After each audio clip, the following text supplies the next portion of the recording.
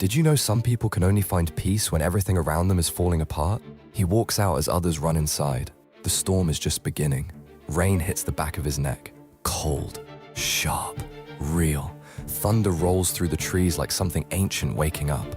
Lightning splits the sky, and for 1 second, the whole forest is white.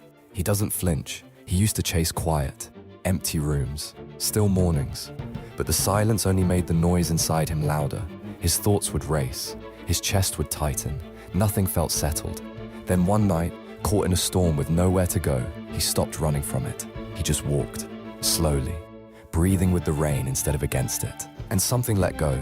He learned what most people never figure out.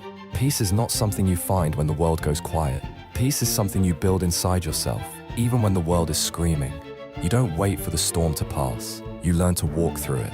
Follow Silent Resolve for more anime life lessons.